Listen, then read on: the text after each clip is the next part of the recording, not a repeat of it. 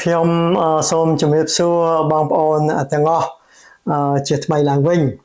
ហើយក៏សូមឆ្លៀតពេលនេះជូនពរបងប្អូនឲ្យមានសុខភាពល្អក្នុងឱកាសចូលឆ្នាំថ្មីនេះនិងឆ្នាំខាងមុខថ្ងៃនេះខ្ញុំសូមលើកយកប្រធានបទអំពីជំងឺខ្សោយបេះដូងមកបកស្រាយជាមួយបងប្អូនបងប្អូនយើងច្រើនរាប់បញ្ចូលការភ័យភិតដោយសារប្រការផ្សេងៗថាជាជំងឺខ្សោយបេះដូងឧទាហរណ៍បងប្អូនយើងខ្លះមានជំនឿថាខ្លួនមានជំងឺខ្សោយបេះដូងដោយសារ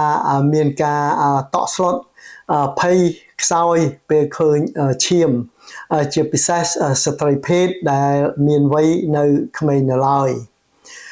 ការភ័យខ្សោយបែបនេះมันពិតជាបណ្ដាលមកពីជំងឺខ្សោយបេះដូងទេបាទ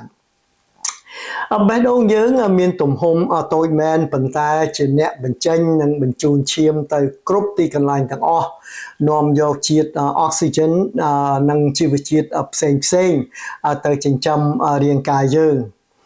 ជាដំបូងខ្ញុំសូមសួរបងប្អូនថាតើបងប្អូនមានបានដឹងទេថាតើចំនួនឈាមយើងបាញ់ចេញពីបេះដូងមានប្រមាណដែរក្នុង1នាទីមុននឹងឆ្លើយទៅនឹងសំណួរនេះខ្ញុំសូមបញ្ជាក់ថាគេចែកនៅបេះដូងយើងទៅជា2ចំណែកខាងឆ្វេងនិងខាងស្ដាំខាងស្ដាំមានថតលើថតក្រោមហើយខាងឆ្វេងក៏មានថតលើនិងថតក្រោមដែរ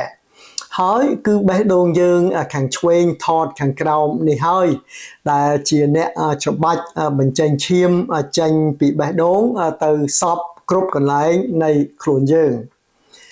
ពេលបេះដូងយើងច្បាច់ឬក៏ contract ម្ដងវាអាចបញ្ចេញឈាមចេញពីបេះដូងបានខ្ទង់តែ 70% ទេបាទបើទោះជាបេះដូងយើងល្អមែនទែនក៏ដោយគឺថាมันអាចបញ្ចេញ 100% ចេញពីបេះដូងយើងបានទេហើយជាទូទៅយើងមានឈាមខ្ទង់100 មីលីលីត្រនៅក្នុងបេះដូងយើង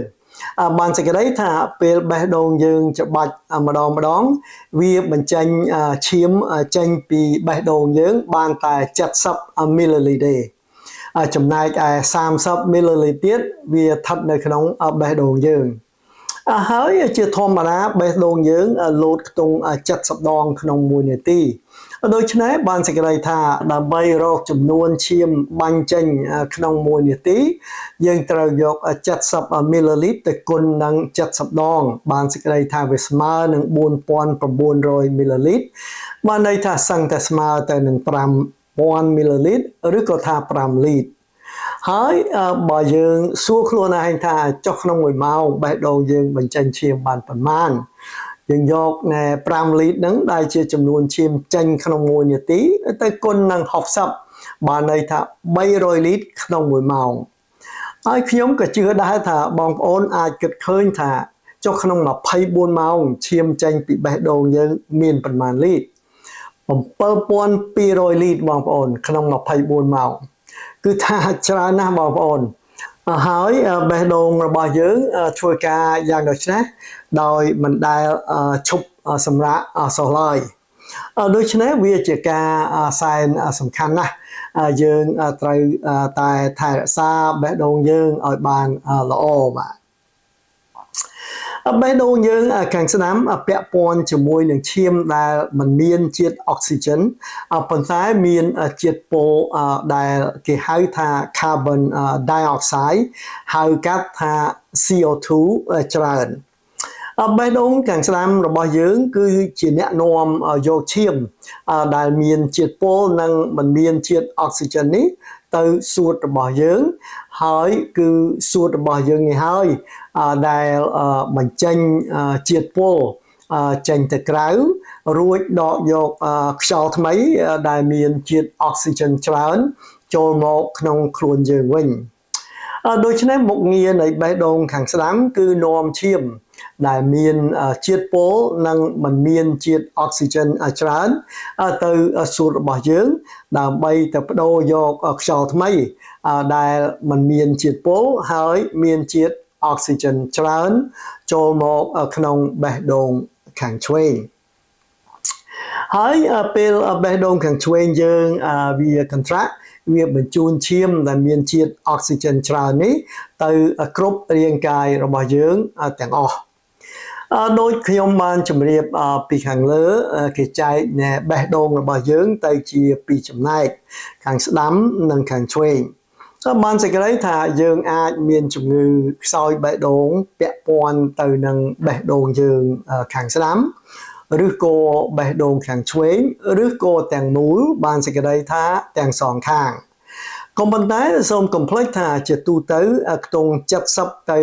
80% នៃជំងឺខ្សោយបេះដូងយើងវាតាក់ទងជាមួយបេះដូងយើងខាងឆ្វេងបានន័យថាបើគ្រូពេទ្យថាយើងមានជំងឺខ្សោយបេះដូងភាគច្រើនគឺយើងមានជំងឺខ្សោយបេះដូងខាងឆ្វេងមូលហេតុចម្បងពីរធំនៃជំងឺខ្សោយបេះដូងមានទី1គឺបណ្ដាលមកពីយើងធ្លាប់មានជំងឺស្ទះសរសៃឈាមបេះដូងបងប្អូនមានដឹងទេថាជំងឺតាក់ទងទៅនឹងសរសៃឈាមបេះដូងគឺជាមូលហេតុចម្បងនៃការស្លាប់មិនគ្រាន់តែនៅក្នុងប្រទេសកម្ពុជារបស់យើងទេបាទសូម្បីតែនៅសហរដ្ឋអាមេរិកក៏ដូចគ្នាដែរបានសេចក្តីថាសរសៃឈាមដែលទៅចិញ្ចឹមបេះដូងរបស់យើងវាស្ទះហើយចំណែកនៃបេះដូងយើងដែលត្រូវចិញ្ចឹមដោយសរសៃនោះវាខូចពីព្រោះលែងបានទទួលឈាមគ្រប់គ្រាន់ដូចពីមុនដែលមិនទាន់មានការស្ទះសូមកុំភ្លេចថាសាច់ដុំរបស់បេះដូងយើងកាលណាវាខូចឬក៏ស្លាប់ហើយវាមិនអាចជាឡើងវិញបានទេបាទកោសិការបស់សាច់ដុំនៃបេះដូងយើងគឺថាมันខុសគ្នានឹងកោសិកានៃសរសៃប្រសាទរបស់ខួរក្បាលយើងទេដូច្នេះហើយបានជាអ្នកដែលកើត stroke ស្លាប់ដៃស្លាប់ជើងហើយវាមិនអាចជាឡើងវិញបានទេបានសេចក្តីថាបើចំណែកណាមួយនៃសាច់ដុំបេះដូងរបស់យើងវាស្លាប់ចំណែកនៃសាច់ដុំនេះគឺថាมันអាចកែកុនឡើងវិញបានឡើយដូច្នេះហើយបានជាបេះដូងនៃអ្នកដែលធ្លាប់មានជំងឺគាំងបេះដូងវាខ្សោយជាងធម្មតាវាលែងអាចកន្ត្រាក់ឲ្យខ្លាំងបានដូចពីមុនទៀតហើយហើយបើបេះដូងយើងមិនអាចកន្ត្រាក់ខ្លាំងបានដោយធម្មតាចំនួនឈាមដែលចេញពីបេះដូងរបស់យើងពេលបេះដូងយើងកន្ត្រាក់ក៏វាខ្សោយទៅតាមនោះដែរបាទគ្រូពេទ្យគេអាចធ្វើតេស្តអេកូបេះដូងហៅថា echocardiogram ដែលអាចផ្ដល់លទ្ធផលអំពីអ្វីដែលគេហៅថា ejection fraction ហៅកាត់ថា EF ដែលអាចបញ្ជាក់ឲ្យយើងដឹងថាតើបេះដូងរបស់យើងខ្សោយប៉ុណ្ណា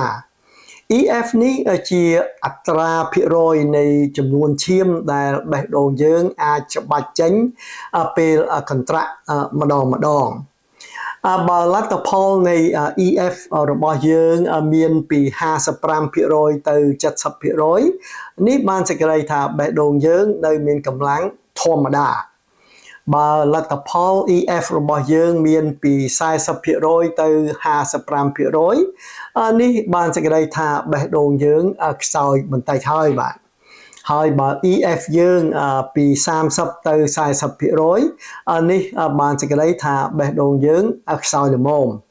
ហើយបើ EF យើងតិចជាង30%គឺថាបេះដូងយើងខ្សោយខ្លាំងមែនទែន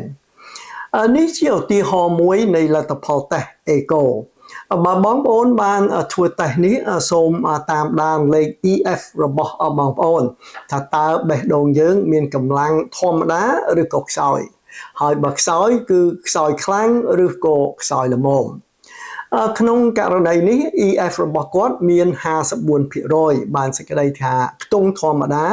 ដោយដែលគេបានបញ្ជាក់នៅក្នុងរបាយការណ៍នេះថា normal មូលហេតុទី2នៃជំងឺខ្សោយបេះដូងគឺជំងឺលើសសម្ពាធឈាម ខ្ញុំជឿថាបងប្អូនពិតជាបានដឹងអ្នកកើតជំងឺលើសឈាមលើសសម្ពាធឈាមនៅក្នុងប្រទេសកម្ពុជាយើងវាមានច្រើនណាស់ដូច្នេះអ្នកដែលកើតជំងឺខ្សោយបេះដូងក៏វាមានច្រើនណាស់ដែរពីព្រោះកាលណាសម្ពាធឈាមរបស់យើងនឹងវាខ្លាំងពេកវាបង្ខំបេះដូងយើងឲ្យច្បាច់កាន់តែខ្លាំងឡើងដើម្បីបញ្ចេញឈាមចេញពីបេះដូងបានសេចក្តីថាវាបង្ខំបេះដូងយើងធ្វើការកាន់តែខ្លាំងឡើង24ម៉ោងក្នុងមួយថ្ងៃ7ថ្ងៃក្នុងមួយអាទិត្យមុនដំបូងបេះដូងយើងអាចសម្របសម្រួលទៅនឹងការលើសសម្ពាធឈាមនេះបានក៏ប៉ុន្តែมันអាចទ្រាំទ្របានរហូតទេឬក៏បានយូរណាស់ណាទេបាទហើយទីបំផុតបេះដូងយើងនឹងចាប់ផ្ដើមចុះខ្សោយដូច្នេះវាជាការសំខាន់ណាស់បើបងប្អូនមានជំងឺលើសសម្ពាធឈាមសូមគ្រប់គ្រងសម្ពាធឈាមឲ្យបានល្អដោយធ្វើតាមបាទការណែនាំរបស់គ្រូពេទ្យនិងប្រើថ្នាំឲ្យបានទៀងទាត់តាមបញ្ជាគ្រូពេទ្យ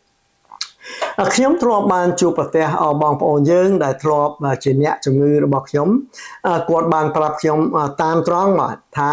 គាត់ផ្អាកលេបថ្នាំកាលណាសម្ពាធឈាមរបស់គាត់ចុះនៅធម្មតាហើយគាត់រងចាំដល់ឈាមគាត់ឡើងខ្ពស់ទើបលេបថ្នាំឡើងវិញថ្នាំសម្រាប់ព្យាបាលជំងឺលើសឈាមត្រូវលេបរាល់ថ្ងៃបាទតាមបញ្ជាគ្រូពេទ្យ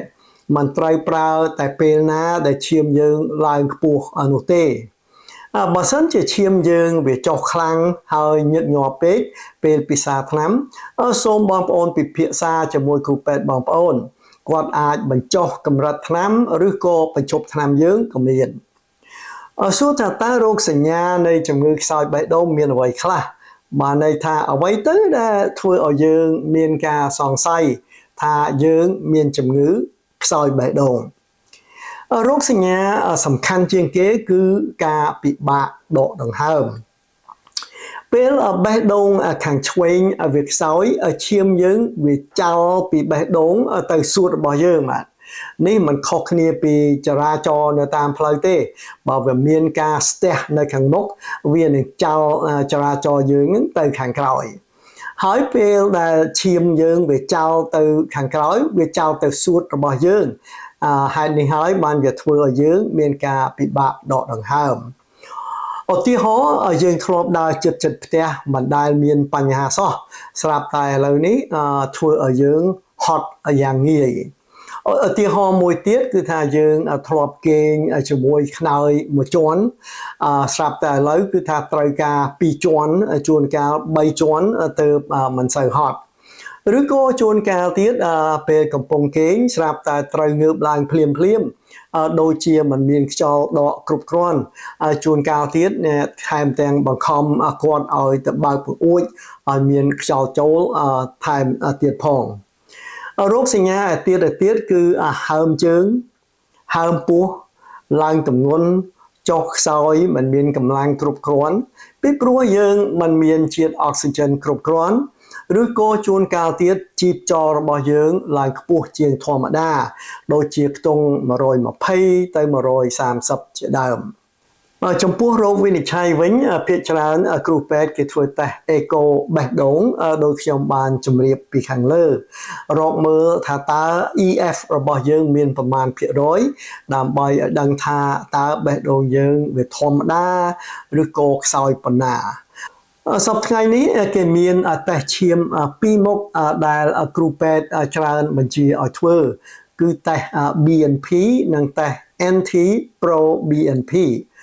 ចំណែកឯការព្យាបាលវិញខ្ញុំសូមជម្រាបថាបច្ចុប្បន្ននេះគេមានថ្នាំច្រើនល្អណាស់សម្រាប់ជួយជំងឺខ្សោយបេះដូងថ្នាំទាំងនេះអាចជួយឲ្យអ្នកជំងឺរស់បានយូរជាងពីដើមដូច្នេះខ្ញុំសូមបងប្អូនកុំឲ្យមានការអស់សង្ឃឹមឲ្យសោះហើយសូមតាក់ទងទៅនឹងគ្រូពេទ្យបងប្អូនអំពីឈ្មោះថ្នាំទាំងនេះជាមួយគ្នានេះដែរការផ្លាស់ប្ដូររបៀបរស់នៅដូចជាពិសាអាហារឲ្យបានត្រឹមត្រូវកាត់បន្ថយជាតិប្រៃធ្វើការហាត់ប្រាណឲ្យបានទៀងទាត់ លេបថ្នាំឲ្យបានទៀងទាត់តាមបញ្ជាគ្រូពេទ្យគឺជាការសែនសំខាន់ក្នុងករណីខ្លះទៀតគ្រូពេទ្យអាចហាម5កុំឲ្យយើងពិសាទឹកលើសពី2លីត្រផងក្នុងមួយថ្ងៃក៏មានបាទសូមអរគុណនិងសូមជម្រាបលាបាទ